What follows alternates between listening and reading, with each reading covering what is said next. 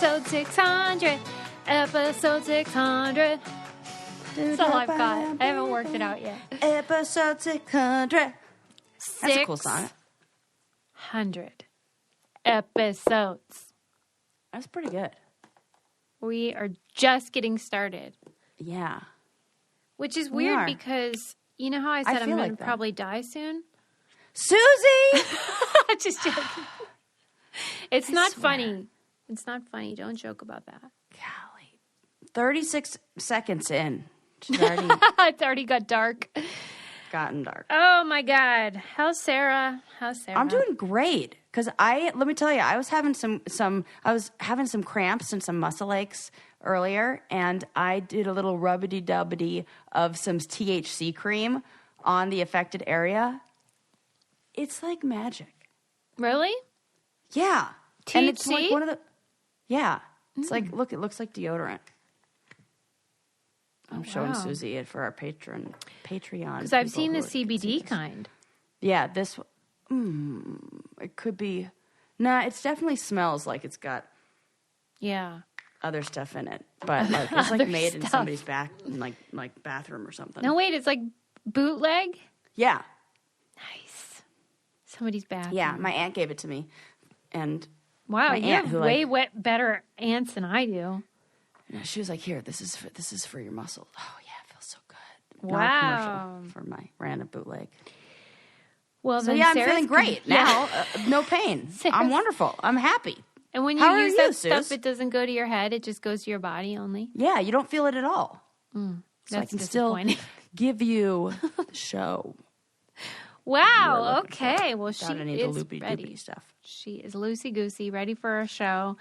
What about you? Okay. First, well, now because it's like you're my therapist, so like I'll give you my normal life stuff, and then we'll move into brainy whatevs. Yeah. Okay. First of all, I went to a get together, and I would say it's my first like get together that I've been to in 2 years. You know, since COVID, where I didn't know most of the people. Wow. You know? I don't know many people who refer to it as a get-together, which I think is so cute. I just like that already. Is that like an old lady thing? Oh, my God. It's like an old lady thing. Okay. Yes, it is. I went to a get-together. It's funny every time now.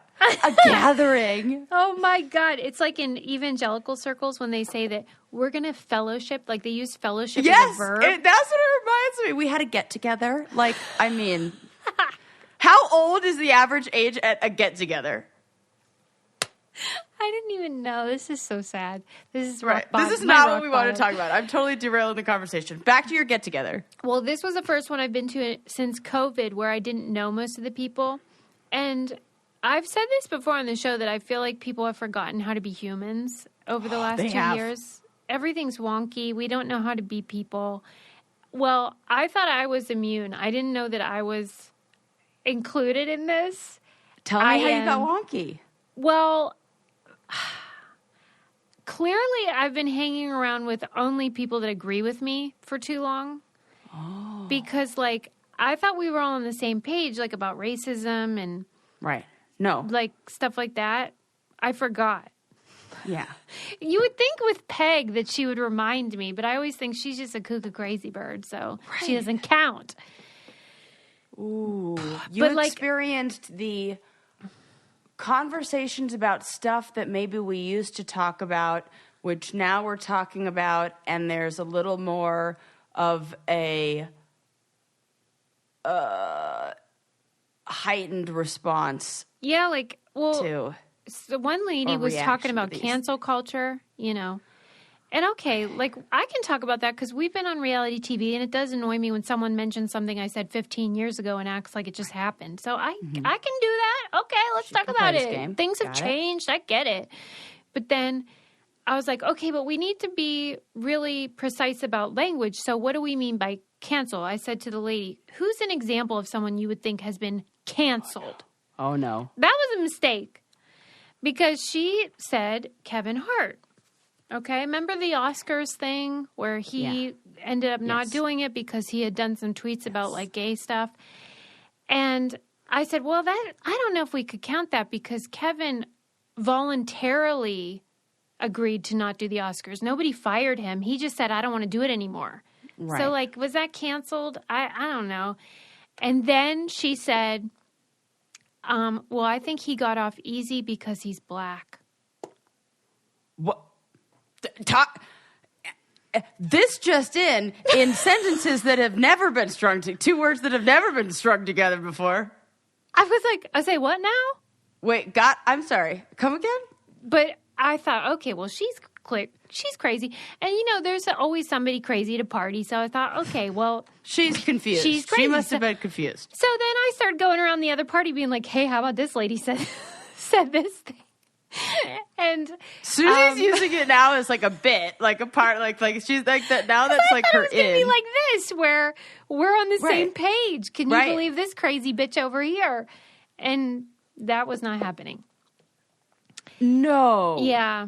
So no, like apparently I've been radicalized. I didn't know I'm a radical. Wow. I'm just saying this story so that you know. So you get if from living in California with their like West Coast liberals. The fruits and nuts. I was with the fruits and nuts too long. But I'm just telling you this because, like, if you go to a party, just so you know. Make assumptions. Yes. So that was that.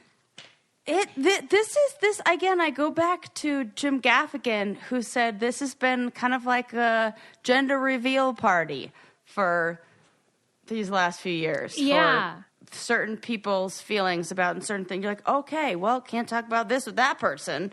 Or can, but this is what I'm going to get. I mean, now I know. Okay. It was a good reminder because I was like, oh, whoopsie-doo. I've only been around like-minded people. What is your advice when you are around not so like-minded people? It's my technique never varies. My technique for dealing with every kind of person is to just keep asking questions. Okay. Because you can paint people into a corner. Like when I said, give me an example of who's been canceled. Right. But then she threw me for a loop because I'm at a polite company. I can't be like, oh, turns out you're racist and we can't talk anymore. So I have to figure out a way to get out of that. But anyway, it's just a good reminder. Yeah. But I do like to ask people like, well, what do you mean by this word? Or what's an example of that? Because usually their arguments fall pretty flat. They haven't thought it through. Good one. They use talking points. Okay. But on the flip side of that, we did get to go see Hamilton, and that was a joy. Oh, wow. That was super fun. Lincoln loved it. And I was so happy that he loved musicals. It. Yeah. He loved... Are you familiar with Hamilton? I mean, in general, yes. You've not seen it, though, or like the Disney Plus version? Okay. No. Because there's a song that the King of England sings, and he is so into it, and he makes us play it every night. And it is a delight to see somebody enjoy history through musical theater. It's so fun. That is so great. That did not disappoint. You feel like you learn stuff, like it's educational too, as well. Oh my God, yeah. Historic, like, okay, this is great. Yeah, for sure. Look at it. People are probably like, Sarah, what are you even living in our fucking rock? It's Hamilton. Yeah, I mean, I recommend like reading up about it beforehand because then you get all the references and stuff. But even if you don't, it's just super fun and cool to be out in the world. Yeah. Oh, okay. Good. I'm glad you had that experience. Okay, first I got to talk about something maybe even more important, which is like your body and learning what you're sensitive to with regards to food. I still want to do this. You got to do it. I have to do this. Yeah, Adam just did it, and he too has a pineapple sensitivity. We like are pineapple like averse in this house. And here I am coming over to Susie's house in the summer, slinging pina coladas for everyone. Meanwhile, I'm triggering a sensitivity reaction in all of her family. Well, so now we have Everlywell, which is a system you can just like prick your finger, send the sample off, and they test it for all these foods, and you can find out if you have a sensitivity or an allergy to a certain food. And it is just like a treasure hunt because you get to see like, wow, I've been eating eggs and turns out like I shouldn't be doing that or whatever. So maybe you have an almond sensitivity. Maybe you have a fish sensitivity. Good to know. Yeah. Oh, right? I hope I don't have a fish sensitivity. Right. And so a lot of times, like with allergies, you know right away. But with a sensitivity, it could be days before your body kind of processes it. And then you have the effect. So you might not connect the dots there. Yep.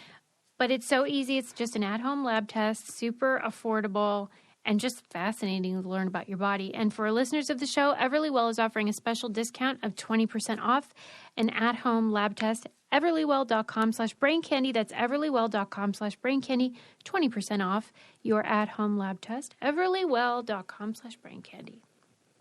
I wonder what you're sensitive to. Do you have any guesses?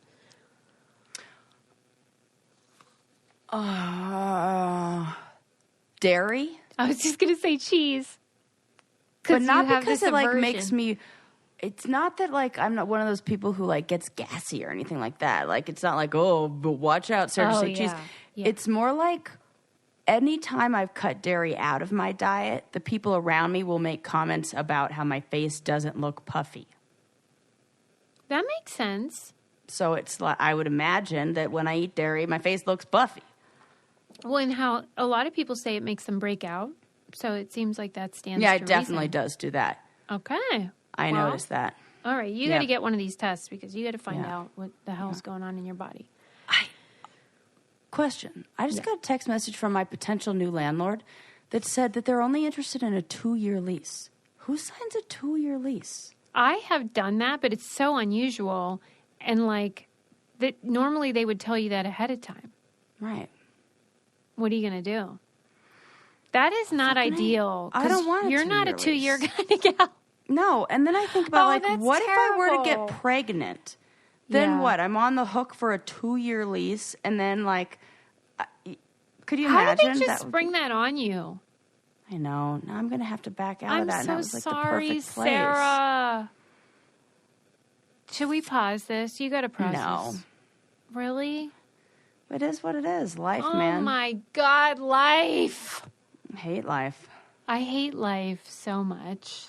I mean, it's fine. It is. It is fine. Hey, life game is extra hard this week. This is just like one of those, like, that I chose this level. Damn. I'm really sorry. Oh, well. Though. Damn, I had already mentally decorated. Yep, you had moved in your mind.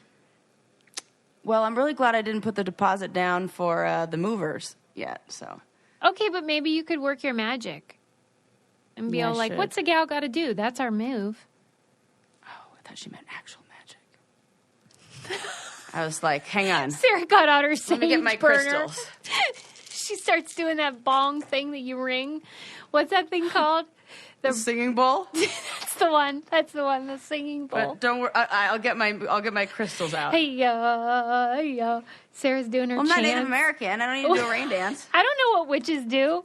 Not that. What do you guys do? Well, it depends on what kind of witch you are. What chant do you do? I don't know. I do more of a repetitive mantra. Then I guess it is kind of a chant for depending on what you want. So it's just like whatever. I'll tell you something. I'll tell you an interesting story about this.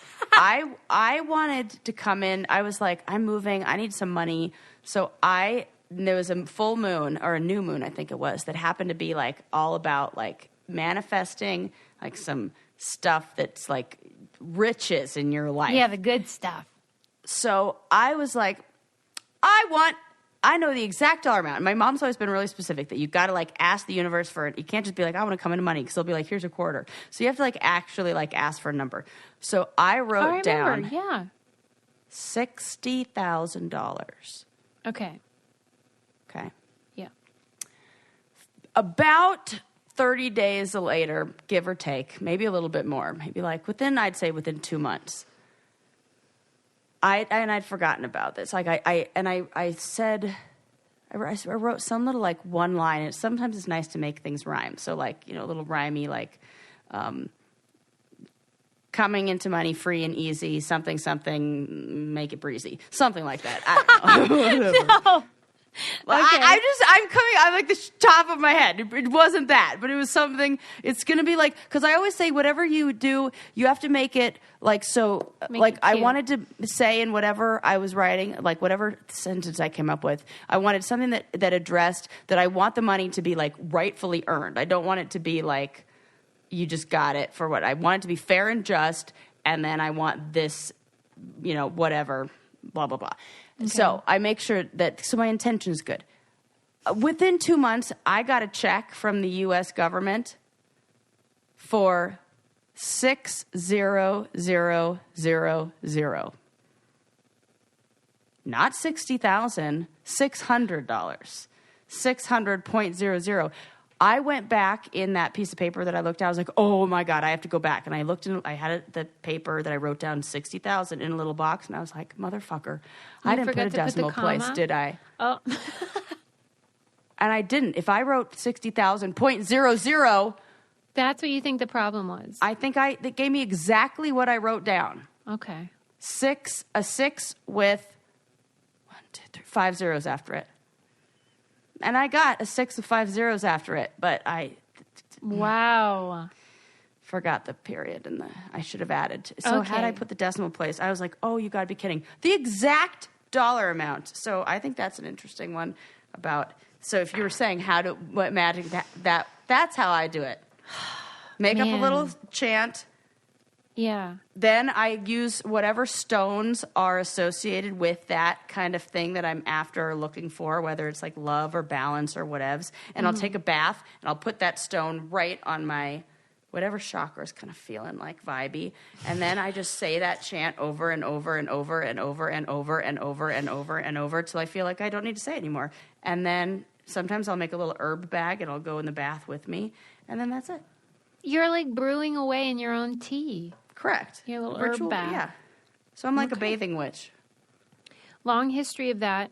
Long history of ritual baths. There are. That's yes. not I thought you meant a long history is what I just gave you. A long history of my... I was like, yes. Oral history. Correct, Susie. But you should know this about me by episode 600. I will talk and talk and talk. No, ritual baths are very, historically important to many. Yeah, and that's one of the problems I've been running into in finding a new place is all these cute places only have showers. And no bueno.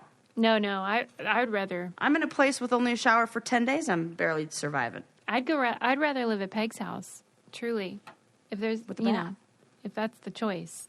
Jeez. Okay, we got to talk about the Andy Warhol documentary series. Yeah. Phenomenal. Really? Nobody's going to watch it because it's 6 episodes and it feels like 6 episodes. Like it's long. Ooh. And you have to really love it to stick with it. But you stuck it out though. Oh yeah, I loved it. But I knew no one else is going to watch this. So I was like, there's no spoilers because nobody's going to watch it. Yeah. But it's totally fascinating because he was so ahead of his time in terms of culture. Like he really understood. He had that zoomed out point of view. And that's why the 15 minutes of fame quote feels prescient, because how did he know that is actually how it was going to be, that everyone was going to be famous for a hot second? He really did have that. But he did. Like, he had this sort of outsider point of view, which makes sense because he, for most of his life, was an outsider. He was a gay man in a time where that was not okay. And he was, on top of that, super weird. Yeah, was he somebody who was in relationships and just, like, openly talked about... This is what was so crazy. I almost put him into more of an asexual category, and I wonder if he was that before... No, that was what he wanted people to believe. He told people that. Yeah. Like, in interviews, they'd be like, what do you think about sex? And he goes, I don't. Like, he wanted to, like... Oh, my God, I fell for it, hook, line, and sinker. Yeah, but, like, that's what I love, is that he was orchestrating his own... Wow. the perception of him. And he wanted people to think he was sort of like above it all, like above sex. He was like beyond that, kind of like Jesus. You know, people don't really think of Jesus as a sexual being or whatever. Think about Jesus getting on all the time with that long hair. You do not. No, I'm kidding. That's a thing. Like, even if you think, well, maybe he was gay. No, people really don't think of Jesus or divine people as sexual. Right. You just think of them as like philosophically above. Like Mr. Rogers. That does. Yeah, above carnal urges. But he was gay and he did have relationships and they talked about them at length in the series. And it was, okay, you are not going to believe this. Oh, I love this. He had 2 main relationships. Yeah. And one was like 12 years long and one was shorter than that, but like very meaningful. That's a long time. You will die. This is crazy. Both of these men were in a pair of twins. What? Yeah. And somebody was like, well, yeah, Andy loved repetition. You know how like all of his paintings that were like several. My God. Isn't that bonkers? That's odd. That's interesting. Interesting. Both of them had a twin named Jay. Both of them died tragically. It's insane. It's like, of course, Andy Warhol, who didn't even orchestrate this. It feels like he did. Oh, God. Life imitates art, man. Yes. Like, because I thought, wait a minute, this other one's a twin, too? And his twin is named Jed, and he died tragically. And it's just like, Andy, you little Dickens. I love this. It's just bizarre. Even, like, the twin thing. Like, do you think that was intentional? That he, like, maybe was attracted to people who had a duplicate? It definitely could have been. In some interesting way. You know what I wish there was a duplicate of? What? What? BetterHelp. Because two's better than one, and BetterHelp is so great. It just feels like more is better. Everybody should have a therapist. That's Everybody for sure. should have a therapist. BetterHelp is a great online service that allows you to talk to a licensed professional about whatever it is that's on your mind or stressing you out or you need to cope with. Yes. And you can do it from the comfort of your own home, on your computer, your phone, whatever. You could do it just like messaging, or you could have like a video visit. And it's great because everybody needs a little bit of something. We really do. Everybody needs to talk to somebody. We can't all have twins. We cannot all have twins, and we can't all have Andy Warhol. The podcast is sponsored by BetterHelp, and Brain Candy listeners get 10% off their first month at BetterHelp.com/BrainCandy. That's BetterHelp.com/BrainCandy. Customized online therapy offers video, phone, even live chat sessions with your therapist, so you don't have to see anyone on camera if you don't want to, which, you know, some people don't even like that. I love that. Yeah, like sometimes, like as a client, I prefer not being on video, and because I like to just like spin in my chair and talk. And sometimes, like I feel like I can get deeper if I don't see them, and I can just talk a little more open. Yeah, because that can be a distraction. Yeah. So give it for a my try, clients, guys. I'll take whatevs, but. Okay, and then, but the series in general is just compelling because when you think about where we are now with everyone having to think of themselves as a brand, he was doing that beforehand. It wasn't just about his art. It's almost like I feel like he invented that. Truly, because yes, his art is cool and interesting and whatever, but it was also about who he was. I read this article in the New Yorker about organic food, and it was about this huge scam that went on. It was the biggest food scam ever in the history of the U.S., where these farms were pretending to have organic food and selling them to like Whole Foods and stuff, and they weren't organic. What? And the point of the article was that like half of the thing about organic food is the story of it. Like, correct. I'm giving this food to my son because I care about him and I love him. And it's almost like how we talk about collectible baseball baseball cards. It's like, it's not the card, it's the story of the card. Yeah. This is Babe Ruth's for the...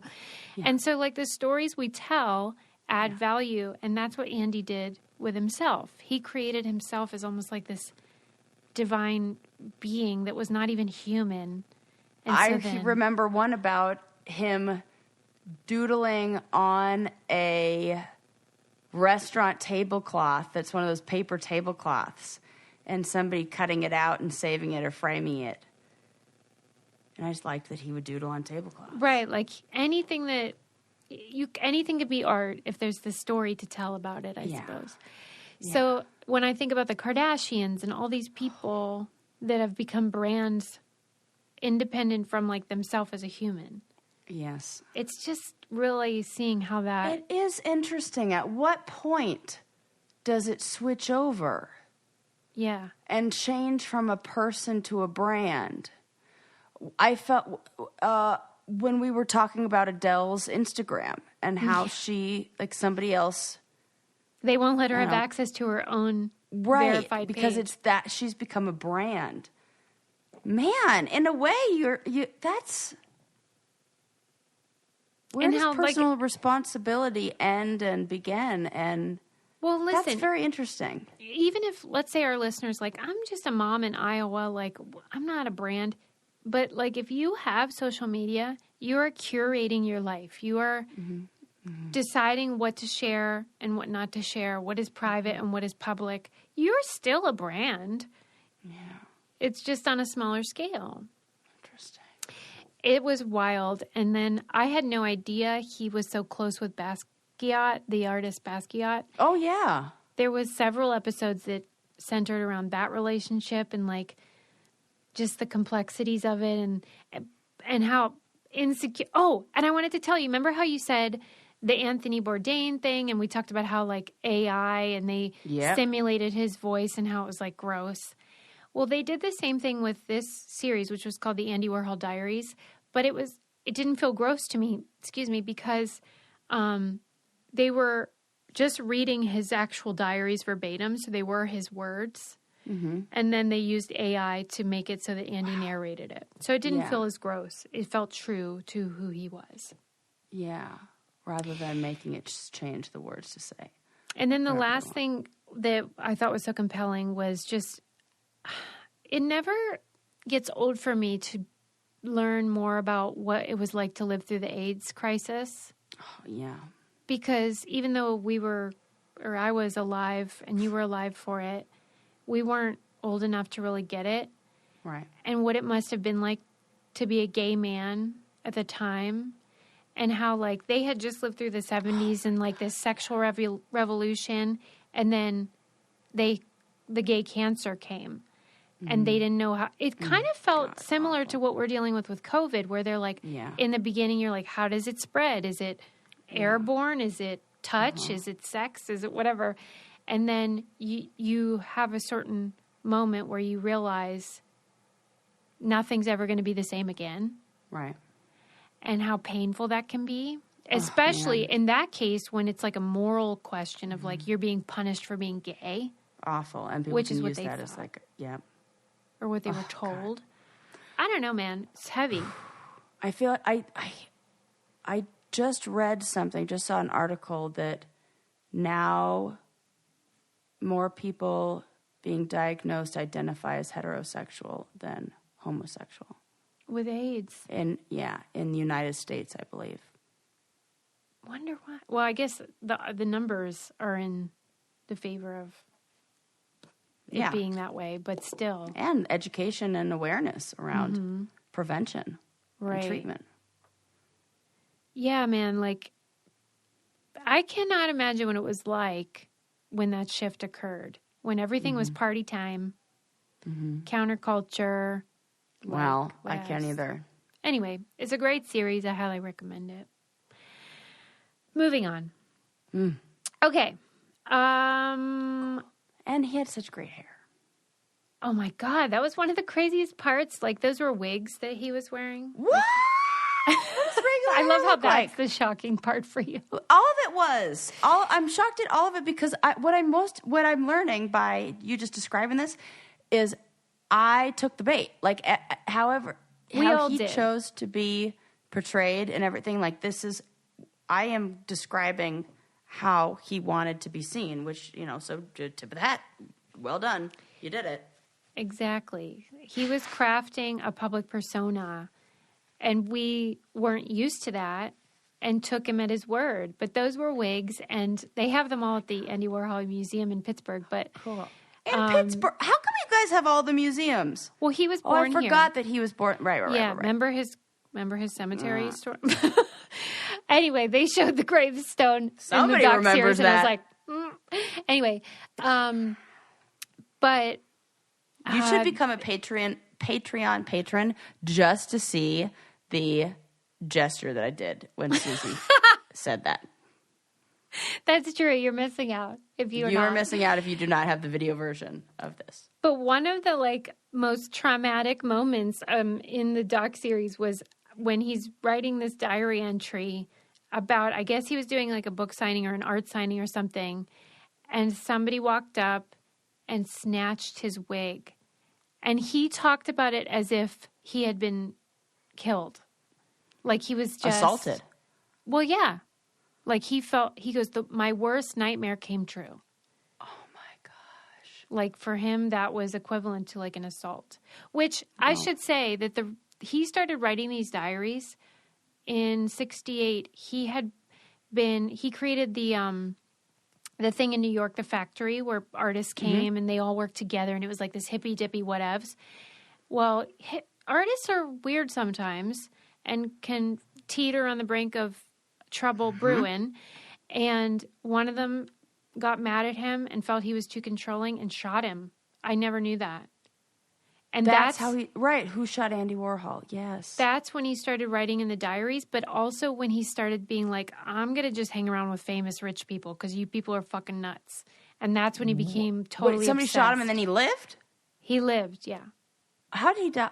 He died in the 80s from, basically from being shot. He had gallbladder issues ever since.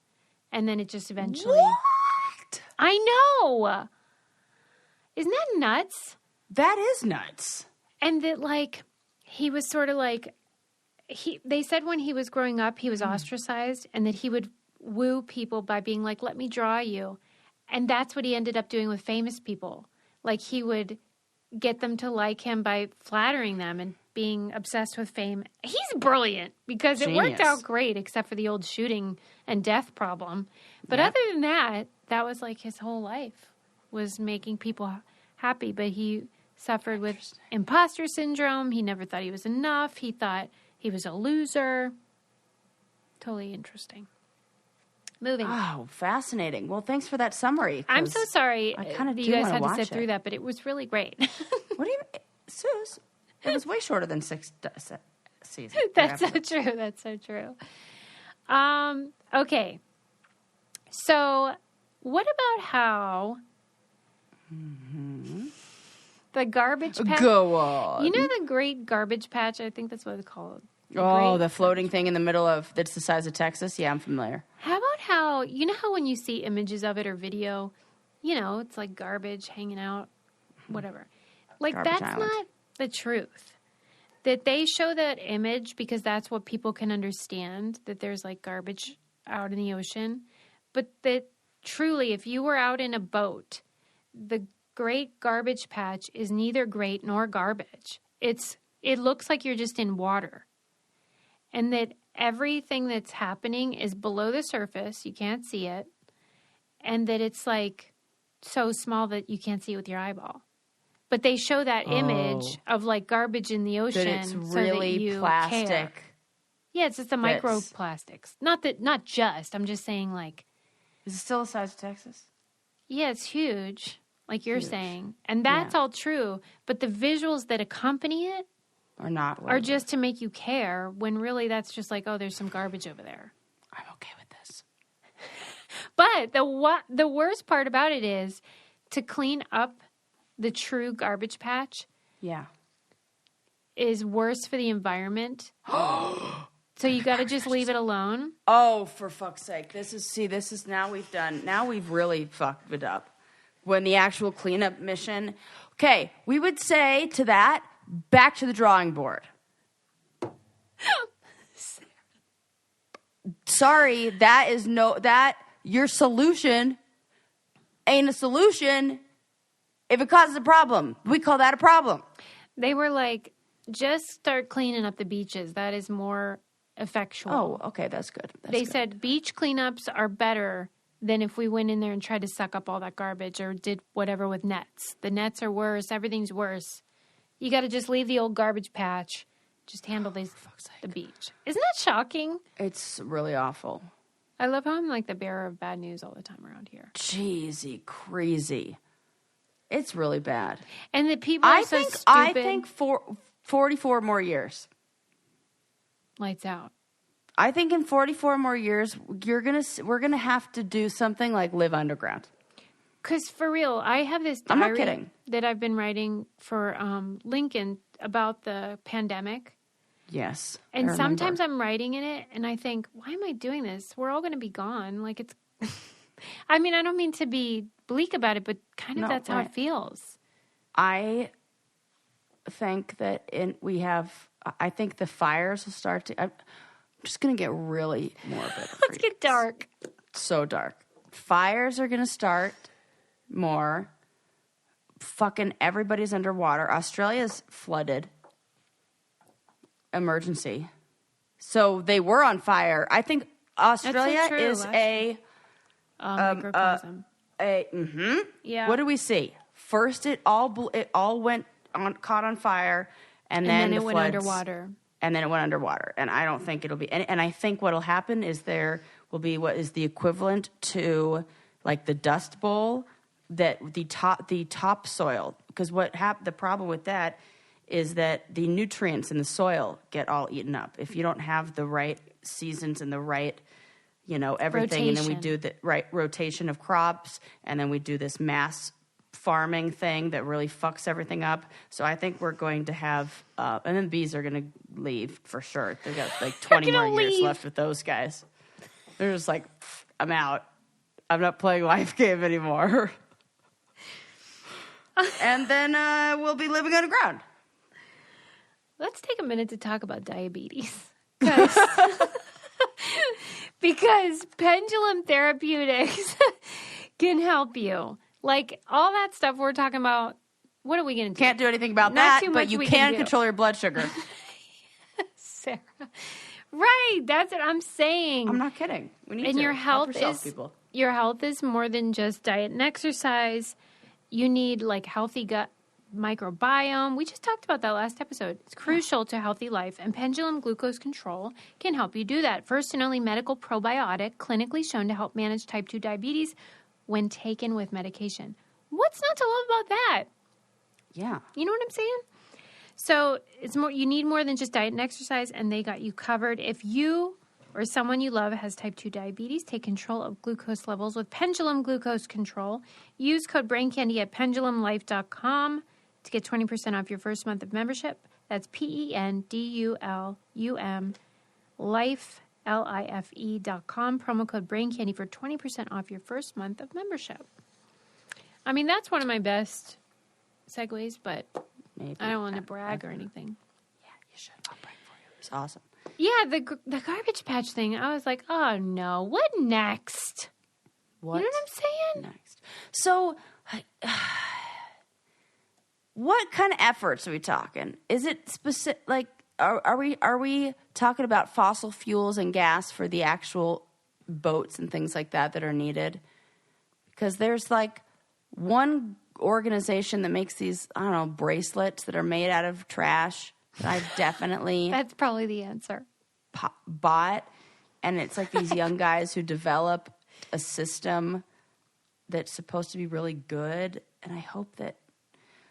I think the takeaway was just like, that's great, and we can try our best, but really it's about, we've already done that. We've already made the mess, and do better kind of thing. Where like, stop, it's awful. Yeah. Just do the ocean cleanup. Do the ocean? I do like the that. Beach cleanup, yeah. Beach cleanup. Well, beach cleanup, you know what I mean. Okay, changing the subject. For ocean.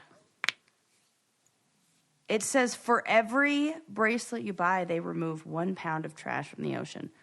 They didn't tell me that they pollute it with 2 up more. I'm kidding.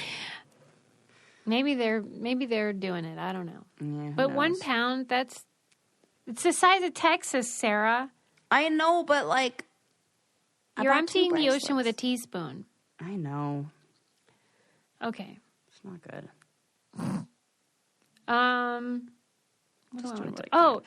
Okay.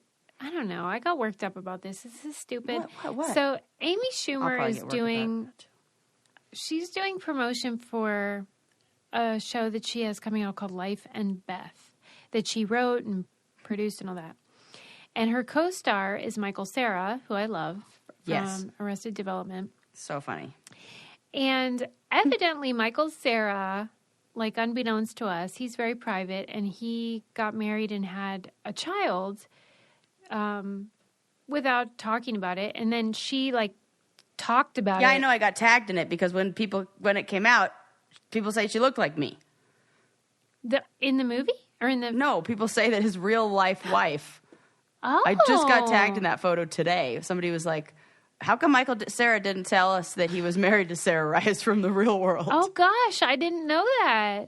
That's all. I would not have known about it yesterday. Okay. Well, then this worked out great. So, and then she was like, oops-a-daisy. Like, did I just squeal on him? Like, you know, it's hard to keep right. track. Oh, yeah. Amy Schumer came out talking about that. I did read that. Okay. That he like, yes.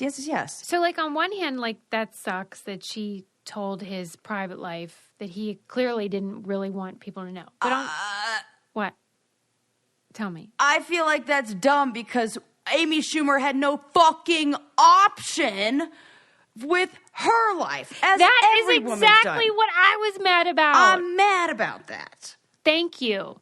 Who cares? And Michael Cera is also, I feel like, I don't know if it's just like people say this because it's the opposite of what he plays, but I feel like he has a reputation of being kind of an asshole. I have not heard that. I feel like I have heard that.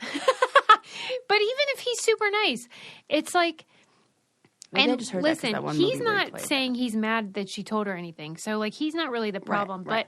He's not. But I think we should not be getting mad about that. It's stupid that we're getting mad about that. It's effed up that, like, a male celebrity... Susie says effed up. It's fucked up. You can say fuck. Karen? Not Karen. Linda isn't here. I almost forgot the name of our own. It's fucked up that he could even have the option of that. Like a secret marriage and baby and child and human. Right. And that, like, she has to make a documentary about her endometriosis. Yes. What was it? What's the other one? I forget what it's called. Where you throw up all the time. Yes. Starts with an E. Hypermesis gravidarum. That's the one. It starts with an H, not an E. Close enough. They're next to each other now. Yeah, and so, like, it's so evident. Yes. That she's like, let's just make a documentary because... I'm going to have to talk about this anyway. He has a child, a human being that he created, and nobody knew about it. And let's think about all of the things that a woman has to go through that aren't the baby, not actually having the baby themselves. I'm going to talk about the extra things that if you've seen any of Ali Wong's stand-up, she will tell you all about, which is so well, too. And just, like, there's so much bullshit that women have to deal with in the workplace for no matter what business they're in when they get pregnant. I feel like it's so this situation so perfectly illustrates how there is such a difference for how women have to deal with that and what men have to, or I should say what men don't have to deal with. Even like the Rihanna thing, which it's so fun that she's expecting and then she's such a beautiful example of pregnancy and all that. It's fun to see.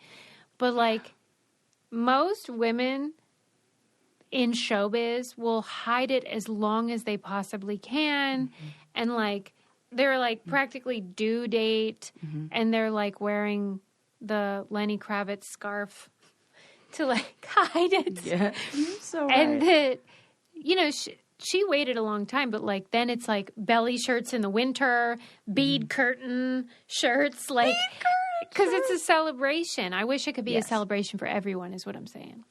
Yeah. But it is not. It's a liability for most of us. Remember how, like, when I got pregnant, I was in grad school, and my colleague his wife got pregnant, and, like, they would say to me, oh, I feel like your dissertation timetable is a little ambitious for somebody in your, like, starting a family. Nobody ever said that to him. No, I remember that. I finished 2 years ahead of him, but whatever. Yes. I'm just saying, because that was a woman saying it to me. So I hate this all. I hate all of it. I'm just saying there's a difference anyway. Huge. I feel like I was just, I think maybe it might be in the book club pick. This is a topic that comes up. That why they didn't pick any female astronauts for the space program. Oh, yes. But, yes. Stuff like that. It's constant. I hate it. I saw a tweet the other day from this guy, I assume is like maybe multiple people, or maybe one person who's like doing this on their own. And to you, I say, a tip of the hat, sir, or madam. Any company that tweets about, because it was International Women's Day, like not that long ago. And he said, any company that tweets about what they're doing for International Women's Day, I'm going to publish your pay gap. Right. I want to know how awesome. It knew the pay gap, though. Because you know how, like, salaries are private and there's that's part of the problem is that you're not allowed or you're not encouraged to talk about what you make. Right. I want to know how that bot knew what the pay gap was. But, I mean. I loved it. I loved it, too, except I hated it. You have 34% pay gap. Go ahead, call them all out. Tell me what the difference is between when you say a joke is corny and a joke is cheesy. Okay. This is like crispy crunchy. I know. I was thinking the same thing. Okay. When a joke is corny,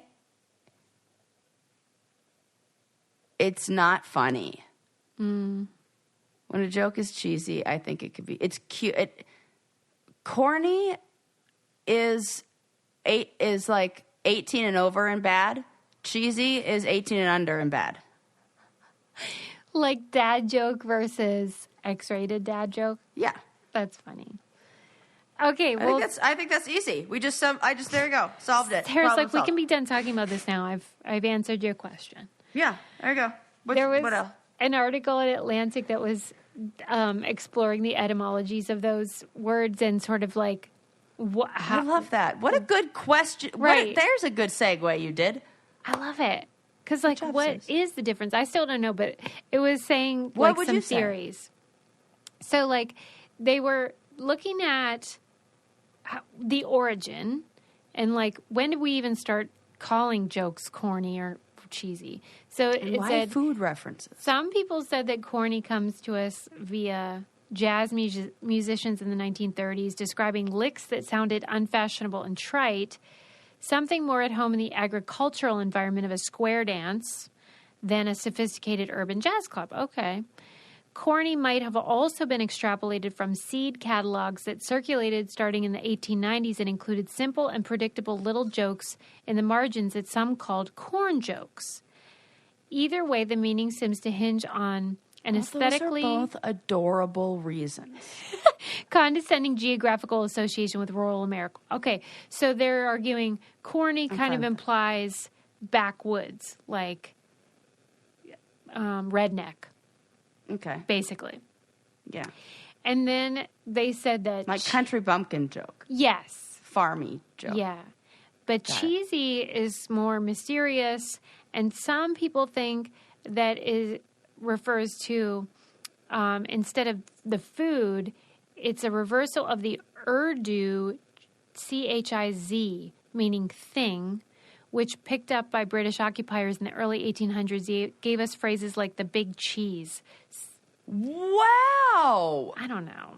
That seems weird. But that's like okay. Because if it's not that, then what's the other explanation for cheesy? They didn't have one. They were like, this one's more mysterious. Wow, then that probably is it.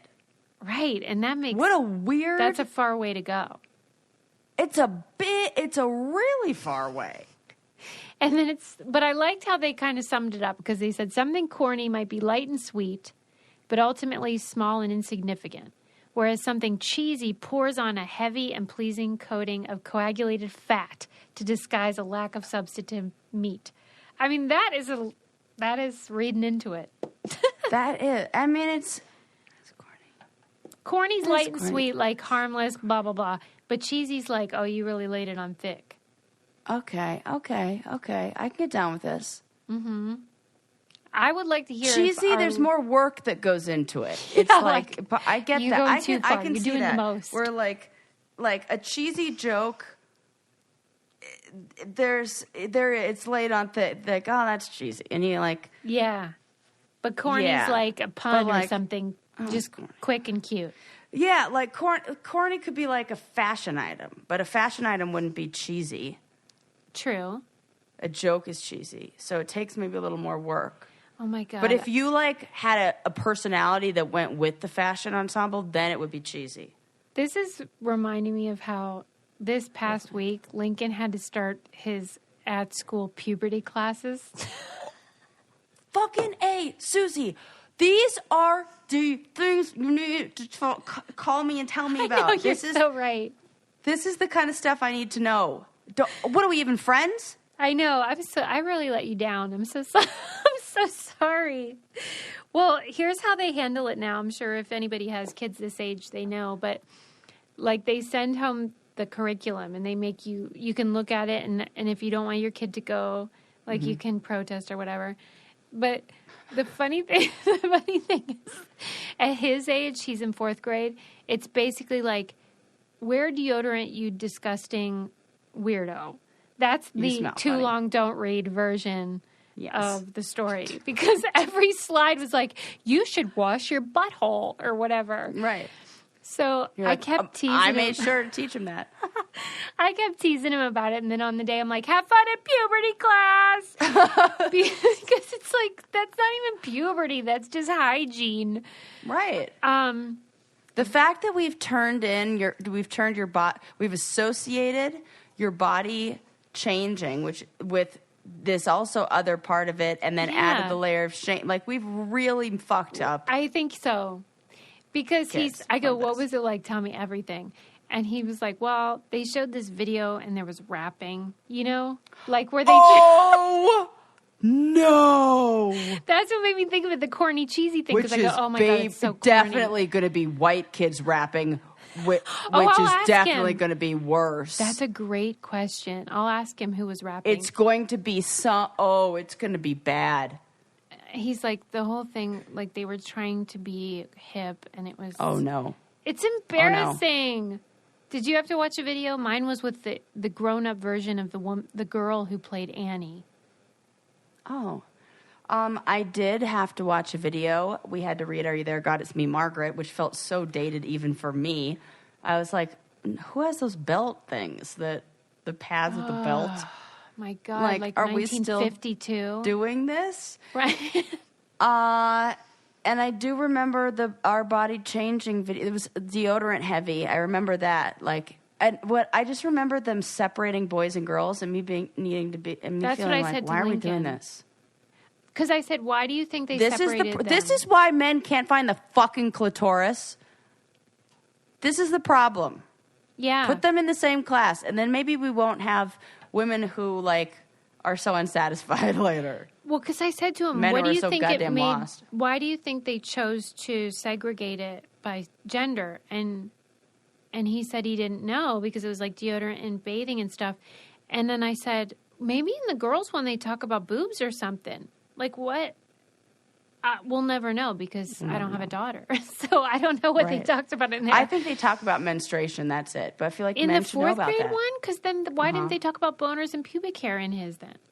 They didn't talk about that? No, just deodorant and God. cleaning your balls or whatever. I don't know. Look, Sarah, I wish you could see Sarah's face. If you're watching on Patreon, you will appreciate how fed up she is. I don't even really know why. Because they're not teaching the right information. Well, and then the parents at home aren't talking about it. They have a 5th grade one, though. So I assume, like that stuff doesn't happen one year. For fuck's sake. Here's what we shouldn't be teaching it while they're experiencing it. Okay. You don't practice what to do in Well, because, right, especially with periods, they can get that at 8 or 9, and he's 9.5. This is your fucking body. I don't understand what, Well, and we watched the Disney film Turning Red, which you would love. I did see it. Oh, you did? Yes. I would give it a 7 out of 10 for Pixar movies. You didn't love it? I didn't love it. I think a little bit of it was I felt like it was kind of cheesy. Did you? Maybe you're I growing felt like up, I didn't need the addition of the boy band part. Oh, I like that. You know why? Maybe I was primed because I had read articles celebrating how they were making female fandom like legitimizing it. Yeah, this is literally an article I have to talk But I have a whole convinced. thing about how I did not even fucking connect the two because I didn't connect the two. Because they were making it seem like their love for this band You're so right. was important and valuable, which I didn't know that needed to be said, but maybe that's why. I think that's totally fair. I think that is 100% right. Yeah, because it made it seem like caring about that stuff was important to the growing up experience, like fandom. Absolutely.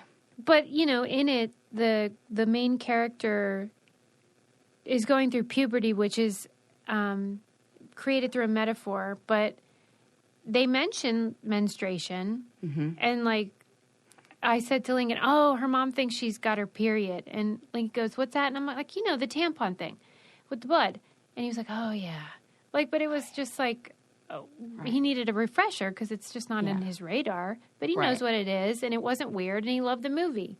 And I'm so glad that they included that, and it's just sneezing or any other body function. It needs to be... I wish it can be something that is discussed more. I think boys need to be included in the conversation about this because if it were something that happened, we learn about fucking boners. You don't get Not those? in school. Yeah, huh? You learned about boners? Yeah, we learned about nocturnal emissions and everything like that. No, I did not. I remember that. I went to Christian school. We didn't. Well, yeah, they weren't teaching you about anything. You learned about boners and what do they call that? Nocturnal I know you emissions. said that, but what is the wet dreams? I was like, what's the nomenclature of normal? Right. I was like, Susie, that's what they're called.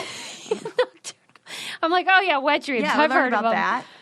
Yeah, in a way, almost to not embarrass the boys. They might get random boners in the middle of class. So we don't do the same thing for girls about the periods. Absolutely not. And I know this because I remember multiple men shaming women for being on their period in the fucking challenge house. I remember them making fun of snail trails. Mm-hmm. And even calling them that. I didn't even know that was a phrase. So fucking stupid. Till I was there. Mm-hmm. Yeah. Oh, just labia, talking about meat curtains. Yeah. Basically judging your human parts. Yeah, pretty much everything we all know already. Mm-hmm. But so dumb. Yeah. Yeah. But we have to be forgiving about their no reason boners. Yep. I hate it. Oh my God. I'll never forget. I'll share the story, but I won't say who said it to protect them. So to protect the guilty. Yeah. One of the guys on the challenge was teasing a woman from the challenge that was not present. And they were saying how she came over once, they were at a party once, and how she made her own tampon. You know how I know that? And I said, do not finish that sentence because I know how you knew that. And whatever situation she was in where she needed that in an emergency, I've been there and I'm fucking with her. And for you to feel like you can talk about this when she's not around and then make fun of her for it, or even want to make a punchline of a joke out of it, I didn't let him finish that sentence because it doesn't fucking matter. And I've so been there, and every single woman has done that where we're like, oh, we're going to have to make our own fucking pad or tampon with toilet paper right now. And I've never been in an environment where just being a person was a liability. Makes me sick. Let's wind it down. Let's wind it down, shall we? I'm a weirdo, and I went out in public, and I forgot that you can't just say things and assume everyone agrees with you about racism and all sorts of things. So maybe we go back to the impolite company kind of subjects.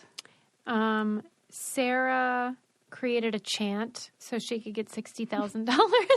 And turned out to only be 600. So make sure you put the decimal places if you're going to be doing any full moon ceremonies asking for a money.